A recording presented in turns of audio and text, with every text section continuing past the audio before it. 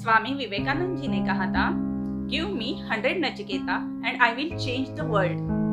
बचपन में तो मैंने ये सेंटेंस बहुत बार सुना था, लेकिन उस वक्त इसका अर्थ समझ में नहीं आया। बाद में नचिकेता के बारे में पता चला। उसकी कहानी कठोपनिषद में है। उसे दुनिया का पहला जिज्ञासु माना जाता है। कैसे? आइए देखते हैं इस वीडियो में।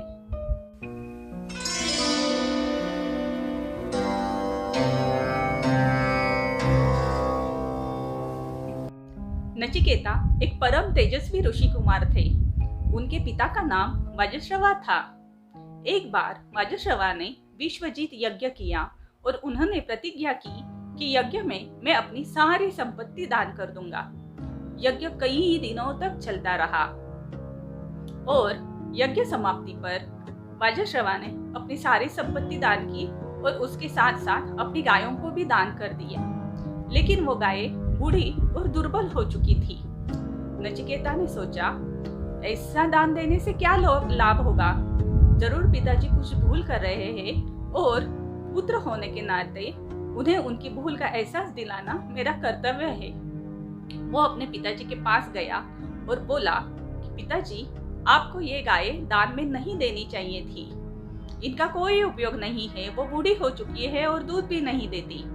वाजश्रवा बोले, मैंने तो प्रतिज्ञा की थी कि मैं अपनी सारी संपत्ति दान कर दूंगा। अगर मैं इन गायों को दान नहीं करता तो मेरा यज्ञ अधूरा रह जाता। नचिकेता ने कहा, यज्ञ में वही वस्तु दान देनी चाहिए जो उपयोगी हो तथा दूसरों के काम आ सके।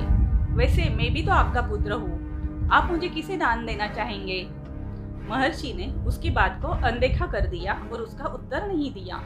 लेकिन नचिकेता बार बार वही प्रश्न दोहराता रहा। तब महर्षि को क्रोध आ गया और वो झल्ला कर बोले, जा, मैं तुझे यमराज को दान देता हूँ।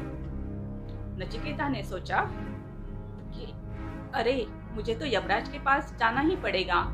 अगर मैं ऐसा नहीं करूँगा तो मेरे पिताजी का भविष्य में कोई सम्मान नहीं रहेगा। मुझे उनके वचन को पूरा करना ही पड़ेगा। वो निश्चय करके यमपुरी की ओर चला गया। जब वह यमपुरी पहुंचा तो यमदूतों ने देखा कि अरे, इस बालक का तो जीवित काल समाप्त भी नहीं हुआ और वो सदैव ही यहाँ आ गया है। उन्होंने उससे डरावनी आवाज में पूछा, हे बालक, तुम कौन हो और यहाँ क्या करने आए हो? नचिकेता ने भी धीरता से जवाब दिया कि मैं अपने पिताजी का वचन पूरा करने यहाँ आया हूँ। मेरे पिताजी ने मुझे यमराज को दान दे दिया है। ये बात सुनकर यमदूत भी हैरान रह गए। वो बोले, लेकिन यमराज तो इस समय यमपुरी में नहीं है, वो 3 दिन बाद लौटेंगे, तुम भी उसी वक्त आना। नचिकेता ने उत्तर दिया, ठीक है, कोई बात नहीं, मैं प्रतीक्षा कर लूंगा। और वह वही द्वार पर बैठ गया, 3 दिन तक भूखा प्यासा। चौथे दिन जब यमराज ने बालक नचिकेता को देखा तो उसका परिचय पूछा। उन्होंने सोचा, अरे, यह पितृभक्त बालक 3 दिन तक मेरे द्वार पर भूखा प्यासा बैठा रहा। ये तो मेरे अतिथि की तरह है और मेरे दूतों ने इसका सम्मान तक नहीं किया। घर आए हुए अतिथि का सम्मान होना चाहिए था। उसलिए उन्होंने नचिकेता से कहा कि तुम मेरे द्वार पर 3 दिन भूखे प्यासे बैठे रहे, इसलिए मुझसे 3 वर मांगो। नचिकेता ने मन में कुछ सोचा और वो बोले, ठीक है, मुझे पहला वरदान ये दे दो कि जब मैं वापस लौट जाऊं तो मेरे पिता का क्रोध शांत हो और वो पहले की तरह ही मुझे प्यार करने लगे। यमराज ने कहा, तथास्तु, अब दूसरा वर मांगो। फिर नचिकेता ने मन में सोचा, पृथ्वी पर तो चारों तरफ दुख ही दुख है। उस दुख को दूर करने का क्या उपाय हो सकता है? इसलिए उसने दूसरा वरदान मांगा, स्वर्ग मिले किस रीति से मुझको दो यह ज्ञान, मानव जाति के सुख के लिए मांगू यही वरदान।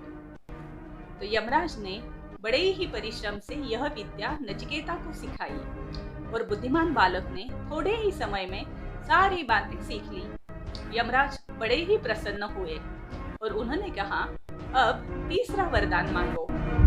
तब नचिकेता ने कहा, मुझे आत्मज्ञान दो और मृत्यु का रहस्य बताओ।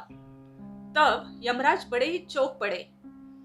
वो बोले, तुम जो चाहे वो मांग लो, संसार की हर चीज मांग लो, लेकिन आत्मज्ञान मत मांगो।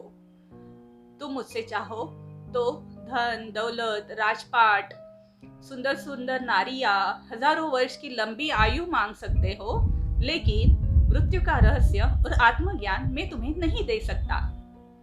तब नचिकेता ने कहा, ये सारी चीजें तो नश्वर है, थोड़े ही दिनों में नष्ट हो जाएगी। मुझे आप आत्मज्ञान ही दे दो जो कभी नष्ट नहीं होगा। इतने सारे प्रलोभन देकर भी नचिकेता नहीं माना। आखिर हार मानकर यमराज को उसे आत्मज्ञान देना ही पड़ा और मृत्यु का रहस्य बताना ही पड़ा। इसके बाद यम और नचिकेता का संवाद है, जिस पर पूरा कठोपनिषद लिखा गया है। यह विषय थोड़ा कठिन है, लेकिन जिसने पाप नहीं किया, दूसरों को पीड़ा नहीं पहुंचाई, जो सच्चाई की राह पर चला, उसे मृत्यु के समय पीड़ा नहीं होती और कोई कष्ट नहीं होता। यही उसका सार है। अगर आप चाहते हो तो मैं इस पर दूसरा वीडियो अवश्य बनाऊंगी। इस प्रकार नचिकेता ने छोटी उम्र में ही अपनी पितृभक्ति, दृढ़ता और सच्चाई के बल पर ऐसे ज्ञान को प्राप्त किया जो आज तक बड़े बड़े पंडित, ज्ञानी, विद्वान भी न जान सके। ऐसे ही सारे प्रलोभनों को ठुकराने वाले 100 युवक भी मुझे मिल जाए तो मैं पूरी दुनिया बदल दूंगा, ऐसा स्वामी विवेकानंद जी ने यूं ही नहीं कहा था।